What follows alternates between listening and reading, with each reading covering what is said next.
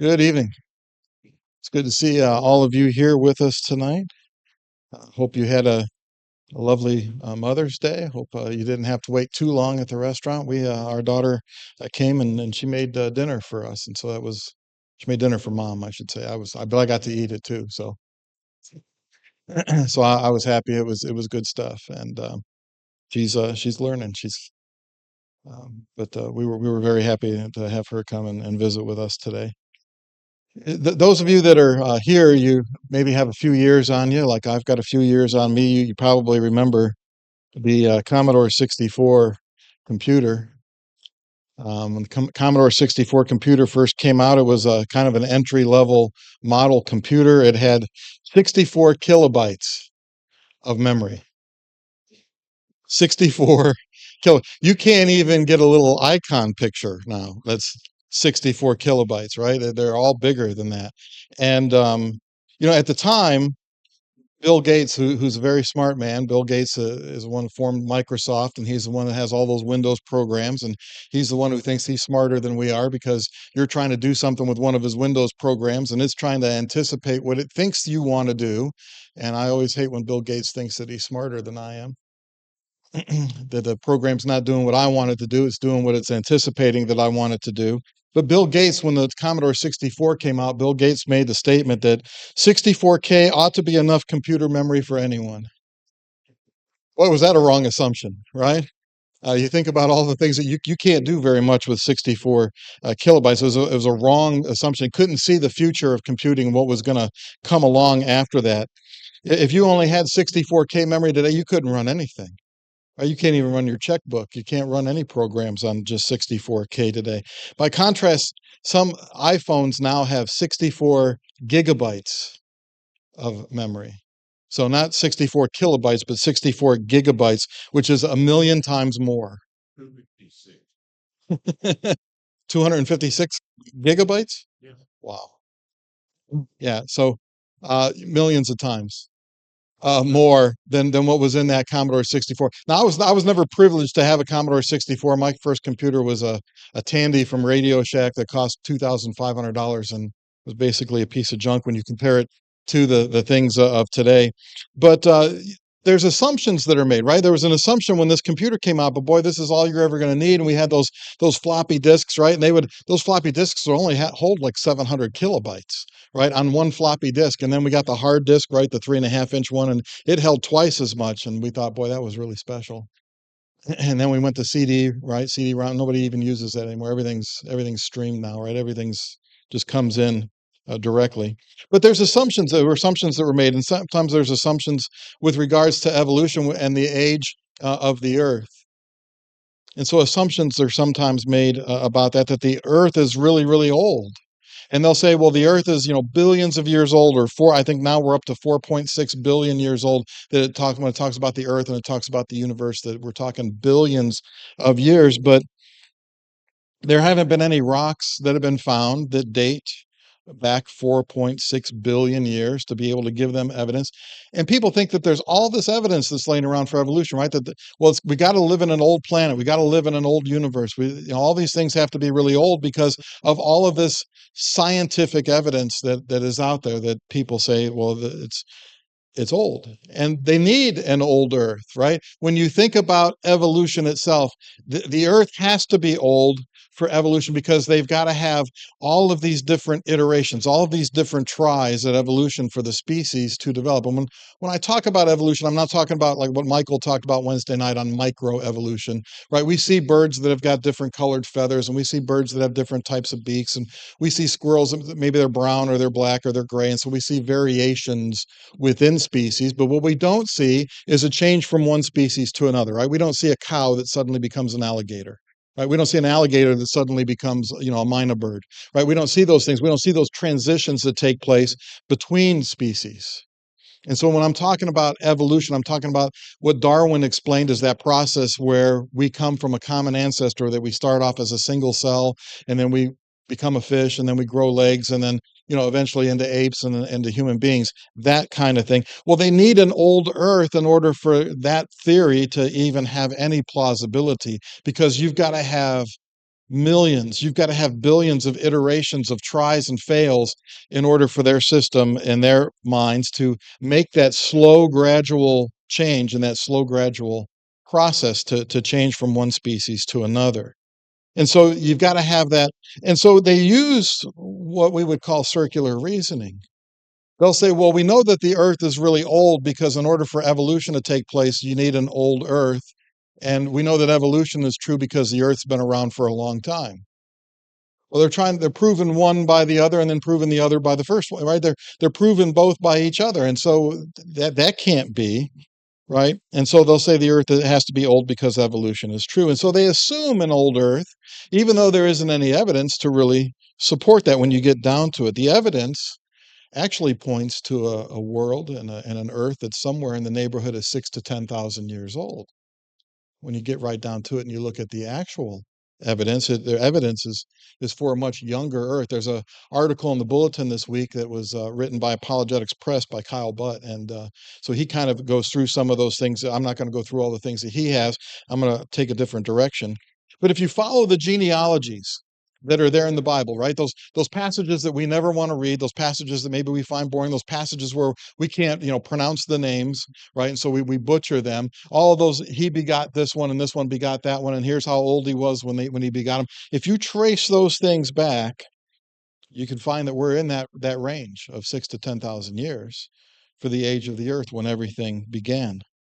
And we know when we read the Bible that God created Adam and Eve not as infants, right? Not as fetuses, right? But he created Adam and Eve as adults. Well, why wouldn't he put them into a world that was adult? Why not have an adult world? Well, that's exactly what he did. If you look over at Genesis chapter 1, we started this morning way over in Revelation, so we're going from one end to the other today. But over here in Revelation chapter 1, notice with me verses 11 and 12. God said, let the earth bring forth grass, the herb that yields seed, and the fruit tree that yields fruit according to its kind, whose seed is in itself on the earth. And it was so. And the earth brought forth grass, and the herb that yields seed according to its kind, and the tree that yields fruit, whose seed is in itself according to its kind. And God saw that it was good. So here God creates the trees. The fruit trees already have fruit on them. The fruit trees that have fruit on them already have seeds in the fruit that it can perpetuate itself. When that fruit falls to the ground, if it's not eaten, those seeds are going to make more trees come up. And so God didn't plant some seedlings in the garden and just wait for them to grow up into trees, because he's going to create animals and mankind here in a couple of days, and they're going to need to have something to eat. They're not going to be able to wait for those trees to mature. And so how old would those trees have looked the day that they were created? They wouldn't have looked like one day old trees. They wouldn't look like one day old seedlings, right? They were already fully grown and already had fruit on them. Scientists will admit that they don't have evidence for what it is that they believe. One particular quote that I have is from Dr. John Eddy. He says, there is no evidence. Did you hear that? There is no evidence based solely on solar observations that the sun is 4.5 to 5 billion years old. I suspect that the sun is 4.5 billion years old. However, I suspect that we could live with Bishop Ussher's value for the age of the earth and sun. I don't think we have much in the way of observational evidence in astronomy to conflict with that. So here's a guy who believes in evolution. He believes in this old earth. He believes in this long, right, timetable for all of these things. And he says that he suspects that the sun is 4.5 billion years old. That's his assumption, that the earth is that old. He says there isn't any evidence based on observation that would tell him that the sun is 4.5 billion years old. He says that he could live with what Ussher came up with. Well, here's what Ussher came up with. Ussher lived in the 17th century. He started tracing those Old Testament genealogies, and he put the creation at the year 4004 BC. He said the earth was created in 4004 BC, so that we're looking at a planet that's roughly 6,000 plus years old. And this guy says, based on the evidence, he can live with a 6,000-year-old earth and a 6,000-year-old sun, but he suspects that it's 4.5 billion. Well, based on what? Based on what? If it's not based on the evidence, then what's it based upon? There's got to be evidence for what it is that we believe. But don't let the facts get in the way, right, when it comes to these things. Now, they've got various different dating techniques that they use, especially when they look at rocks or they look at rock formations or they look at things like the Grand Canyon. They've got different ways that they use of being able to measure the dates on these things. These are referred to as radiometric dating techniques. Radiometric, because you've got a radioactive material, and we'll call that the parent element. And as that radioactive material breaks down, it actually changes from that element into something else that's referred to as the daughter element. And so what they do is they look at the rate of decay in modern times. They look at the rate of decay. Well, this is how long it takes for uranium 238 to decay into lead 206, I think it is. And so they say, okay, this is how long that it takes. And then they find a rock and they check the sample of that rock and they say, well, how much uranium is in it and how much lead is in it and how long does it take for the uranium to break down? Well, there's assumptions that are in that, aren't there? They're assuming that that rock didn't have any lead in it when it was formed, that it was all uranium. They're assuming that lead can't be added or taken away through pores of the rock or by other means, or the uranium either. They're basing that upon assumptions that when that rock was formed, that it was all uranium 238 and didn't have any lead 206. It's lead 206 in there. And so they base their assumptions on what they can observe now. And they believe that all of these change rates are constant throughout time. That's another assumption that they make. That throughout all of time, that this decay rate of uranium into lead has always been exactly the same, no matter what the temperature is, no matter what the conditions are with regards to humidity, no matter what the conditions are with regards to what's going on the planet. And so the whole process is based on assumptions. And so here's some examples for you. They looked at a lava formation in part of the Grand Canyon, and they tested it using various different methods. There's various different radiometric methods you could look at. You could look at uranium, lead. You could look at potassium and argon. You could look at rubidium and strontium, and you can look at different elements with regards to this to test these. And so they looked at the same formation. They looked at the same rocks in the Grand Canyon, and they tested those for the age. Potassium argon test said that those rocks were 860 million years old. But they ran a different test, rubidium strontium test, and it said that same rock was 1.16 billion years old.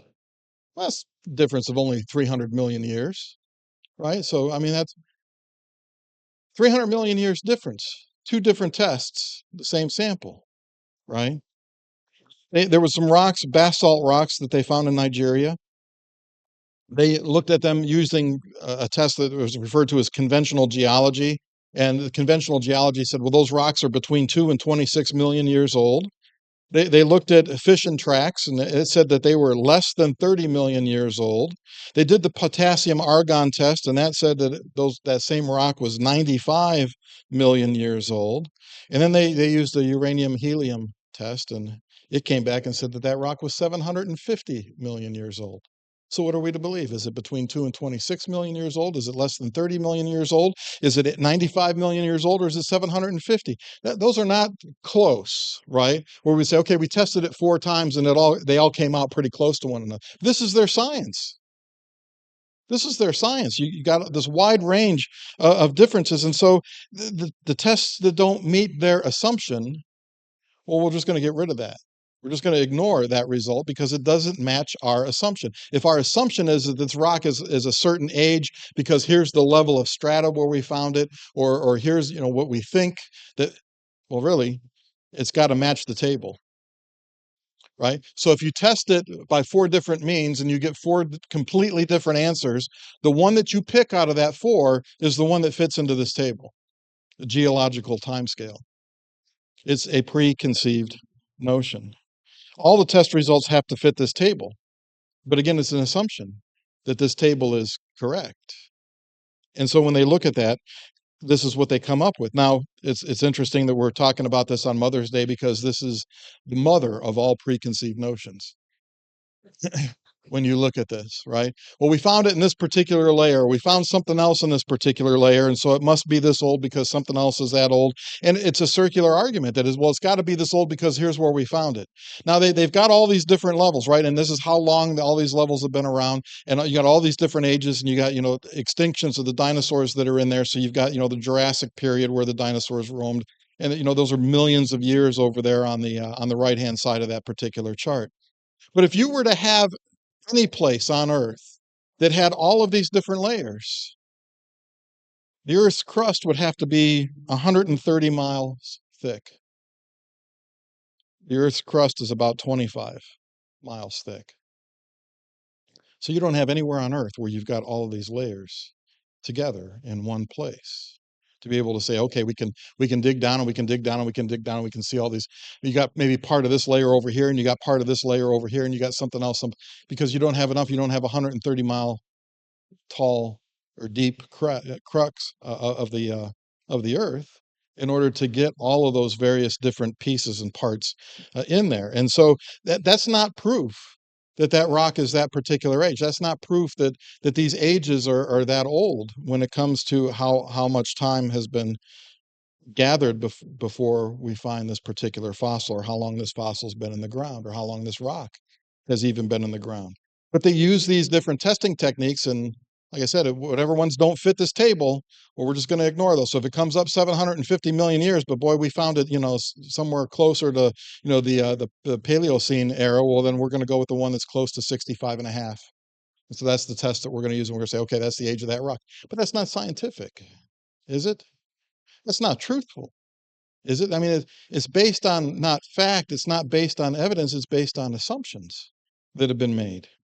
Now, they use these dating techniques for rocks and for inanimate objects, things that they find, but things that were once alive, they have a different test.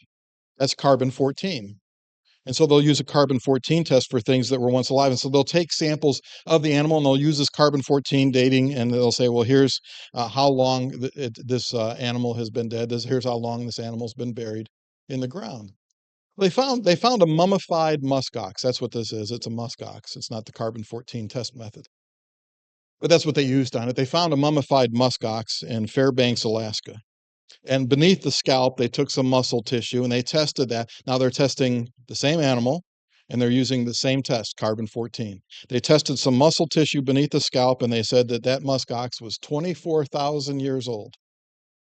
And then they tested some hair from the carcass, same animal, same carbon-14 test, and the hair on the carcass tested at 7,200 years old, which means that this particular muskox had to have wandered around the earth bald for 16,800 years before it finally grew hair. And so there's hope for some of us, right?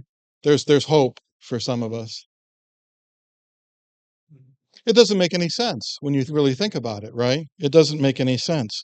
They found mummified seals that had only been dead for 30 years, and they've yielded results that they were as old as 4,600 years using the carbon-14 method. They knew they were only 30 years old. But when they tested them using this method, they came back at 4,600 years, and they don't see that as a problem. They don't see that as a dent in their evidence. They say, no, this is evidence for these things being this old.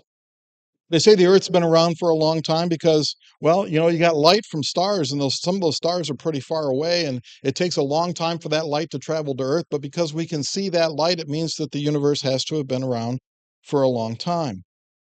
We have telescopes out in space now that we can use, and we can look and we can see galaxies and planets and stars and all of those things. And light from the farthest known galaxy, they say, would take 13.3 billion years for that light to reach Earth. Now, they saw it with the telescope, right? And they say, well, it's out there, and it takes 13.3 billion years for the speed of light, for that light to travel to where it is that we can see it. And so they say, well, the Earth has got to be old, right? Because we can see the light from these stars that's billions of light years away. And we might think, well, is this a problem for us when we think in terms of the Earth being young? Is it a problem for us that it takes this long for the light for these stars to reach Earth and we can see these particular stars? Is that a problem? Well, not at all. Because why did God make the stars? What was the purpose? Now, according to the Big Bang and according to evolution, there is no purpose. There is no reason for any of these things. They just are. But what was the purpose of those stars? Why did God create those? We'll come back to Genesis chapter 1 again. Look with me at verses 14 through 16. Then God said, "Let there be lights in the firmament of the heavens to divide the day from the night. Let them be for signs and seasons and for days and for years. Let them be for lights in the firmament of the heavens to give light on the earth." And it was so. Then God made two great lights, the greater light to rule the day and the lesser light to rule the night. He made the stars also. Why did he make these things? Well, he made them so that we could see days and years and months and seasons, so that there's a difference. When you look at the sky at night and you see the stars, they don't look the same in January as they do in July and August, because the earth has moved. The earth is in a different place in its rotation around the sun. What we're seeing in the sky is a different area of space. And so we don't see the same stars in January that we see in July and August. But they were for that. They were for navigation purposes, right? That you could see the stars and you could recognize maybe even what time it is. And sailors know how, well, I see that formation in the sky this time of year, this time of night. I know that I got to travel in this direction. And so there was a purpose for them to be there.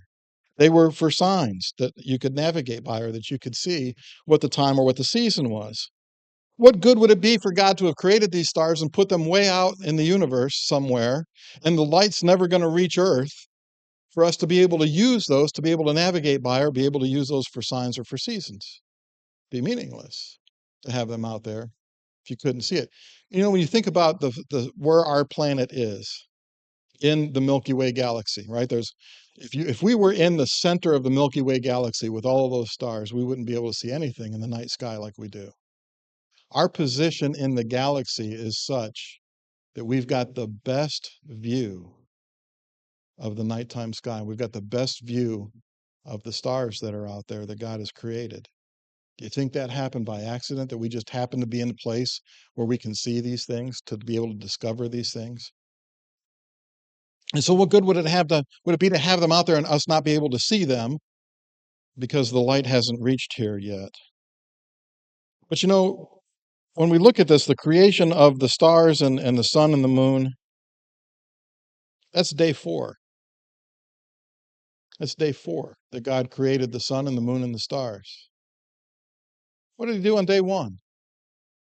God said, "Let there be light." And there was light. You see, when God made the sun and the moon and the stars, the light was already there. You don't have to wait 13.3 billion years for the light to get from where the star is to where Earth is, because the light was already there. God had already created the light on day 1. And then he created the thing that's going to shine the light on day 4 to put them out there to perpetuate that. But the light was already there. The light was already in place. And so in God's creation, we didn't need 13.3 million years to be able to see those things.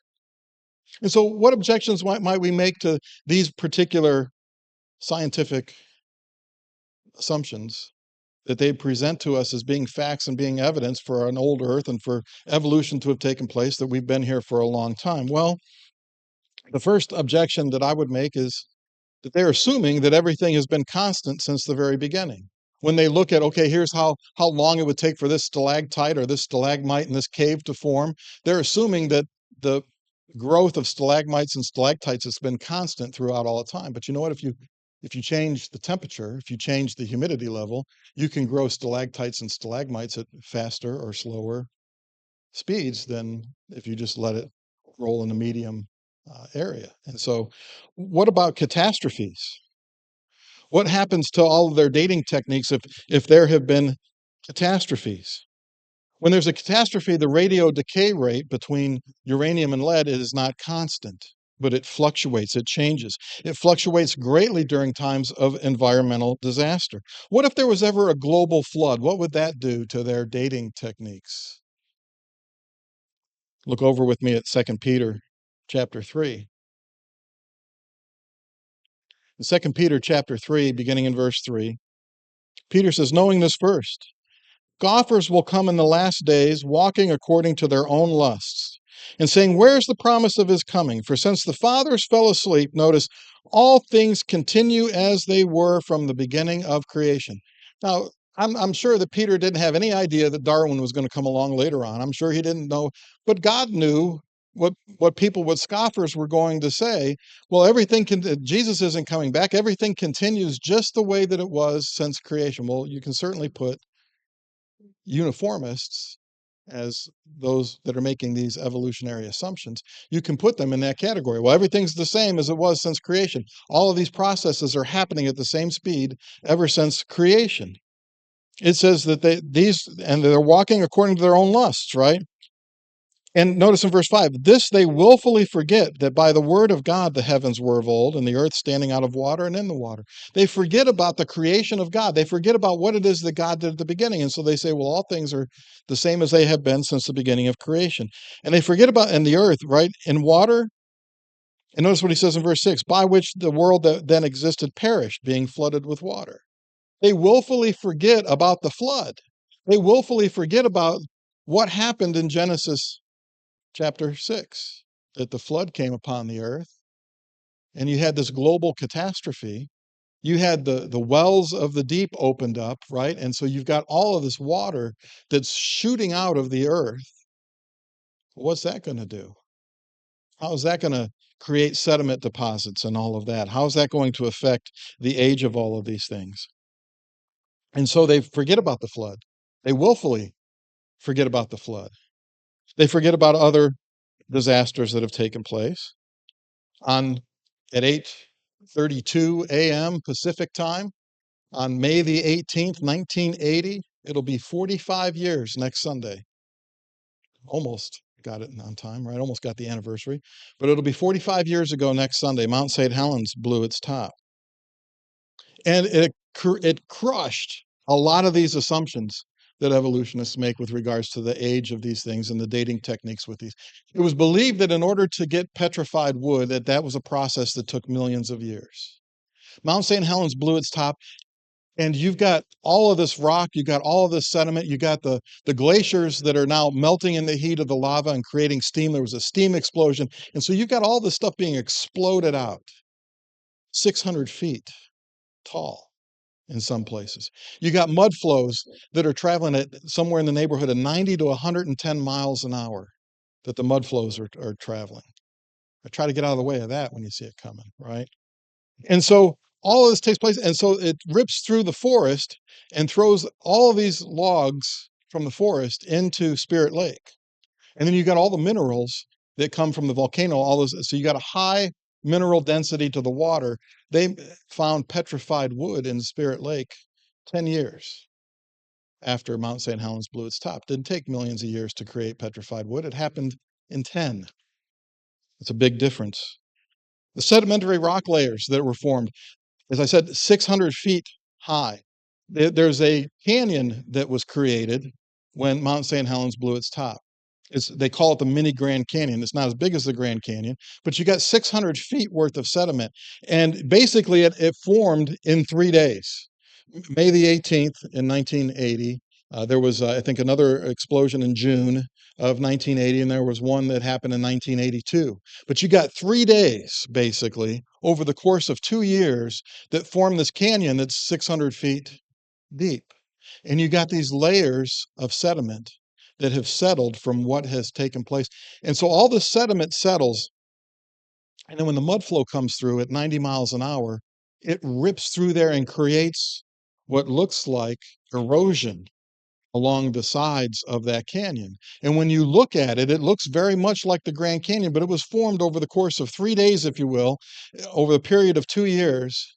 It didn't take millions of years. And really, when you think about it logically, do you think that the little Colorado River carved out that whole Grand Canyon over millions of years? If that little river could carve that canyon out, why isn't there a bigger canyon with the Mississippi River? Because that thing's huge. You got a lot of water coming through the Mississippi River compared to the Colorado River. Why don't we have a big canyon carved out where all the other rivers are? Why is it just that one? You can't drive out west and not think that something didn't explode out there with regards to volcanic activity or the fountains of the deep being opened up and all of that water, all of that mud rushing through and eroding that. And it could take place very quickly. And when you think about the dinosaurs being in those layers, they were killed quickly. They weren't killed gradually over time. And so how can that sediment have settled gradually over time? to bury them and to fossilize them. It had to be something that was a cataclysmic event. It had to be something that was a catastrophe. It had to be something that all happened at once. Sedimentary rock layers can form in hours and not millions of years. They tested some of the rocks from Mount St. Helens after the explosion, and they tested one of the rocks, and they used that radiometric dating technique, and they found that the rock was 350 million years old, even though they knew it was only about 10 years old, 10 years that it had come out of that volcano. They tested some of the minerals in that rock, and the minerals came back as being 2.4 billion years old.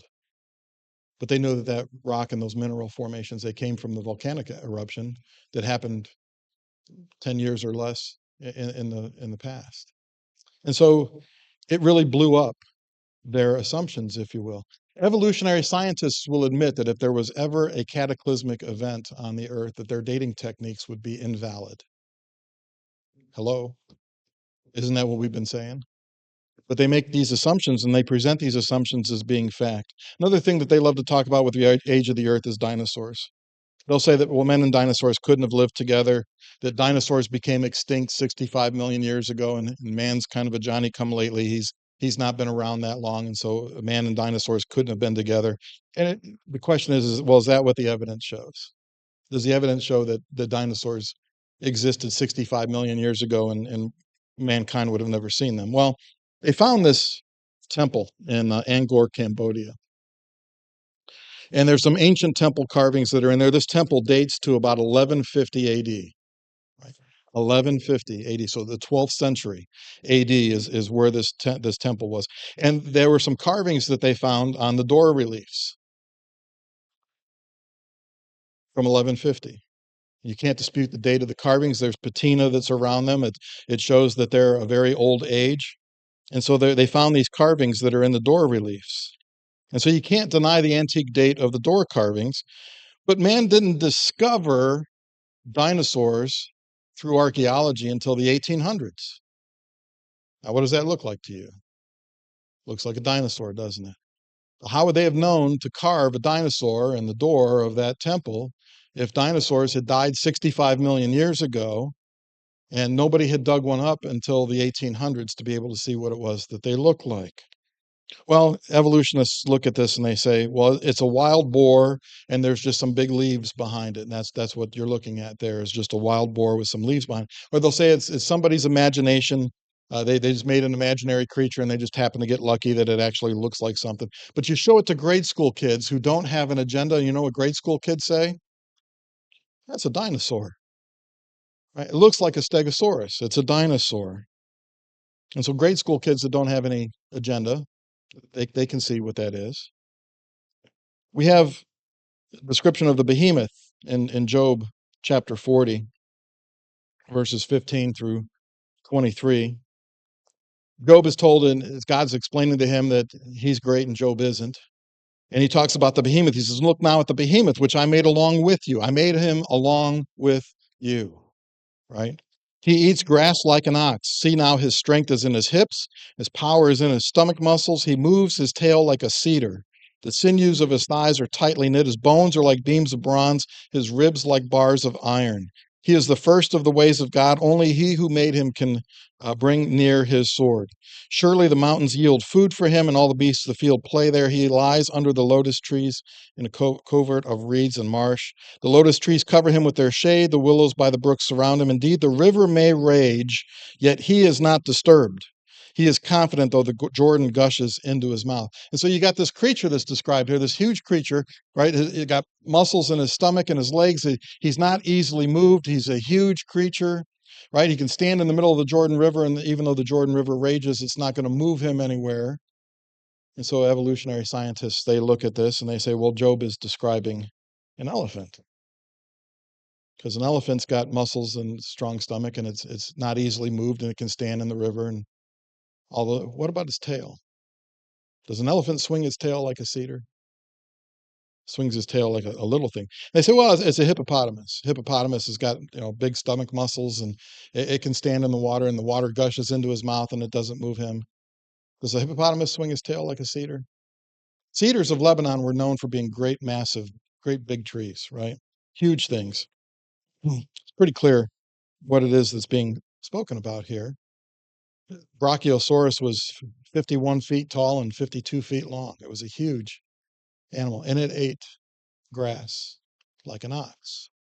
And it fits the description that is given here in Job, the Brachiosaurus.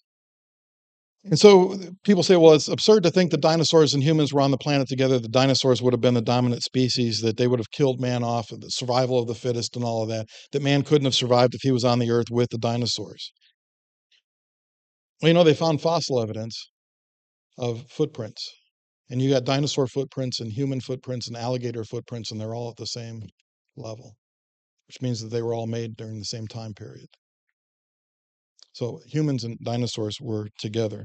In Genesis chapter 1, again, verses 24 through 26, God said, let the earth bring forth a living creature according to its kind, cattle and creeping thing and beast of the earth, each according to its kind. And it was so. God made the beast of the earth according to its kind, cattle according to its kind, and everything that creeps on the earth according to its kind. And God saw that it was good.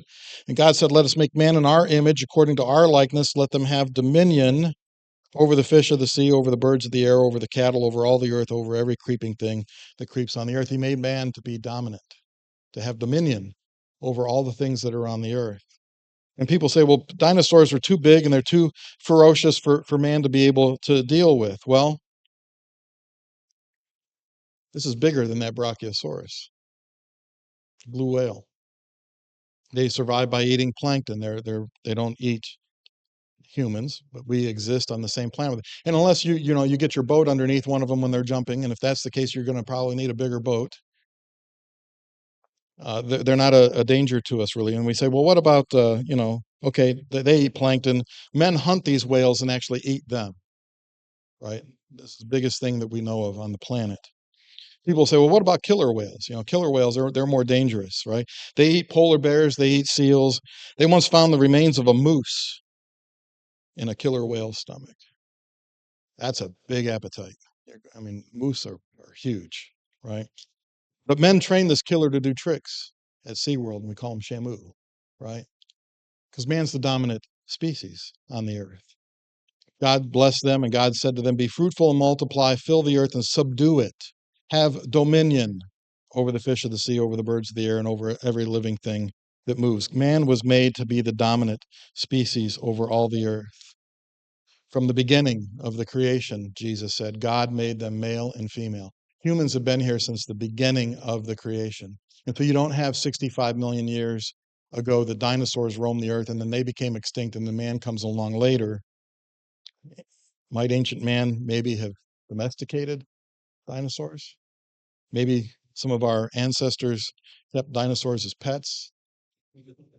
I can neither confirm nor deny that this is the case. How scientific is it to base all your results on assumptions? Not very scientific. If we look at the evidence that's before us objectively, what do we see? We see no real evidence that points to an Earth that is billions of years old. Without that long time period, the theory of evolution, it quickly dies because they need billions of years to have iteration upon iteration upon iteration for those processes that they believe took place to take place. Without that long time period, you're not going to get it. And so they argue for an old Earth because it fits their beliefs, because it fits their assumptions. You got to have more faith to believe a lie than you do to believe the truth, because the truth is going to be backed up by evidence. Truth can be discovered. We can trust the Bible's timetable of events. The actual evidence actually points to a much younger Earth. We'll explore that more next week when we talk about theistic evolution and the day-age theory and the gap theory. We'll talk about those things in next week's lesson. But whether you're young or old, it doesn't matter. You need to do the same thing in order to be saved. You need to obey what the gospel says.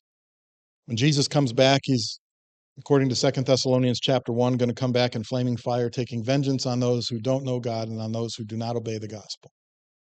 And so the most important thing that we have to do in this life is to be obedient to the gospel. If you've not done that, if you've not been baptized for the remission of your sins, you can fix that before you leave here. If you've done that, but you need to return to the fold of safety, we'll pray with you. We'll pray for you. Won't you let your need be known now as we stand with Mark and as we sing?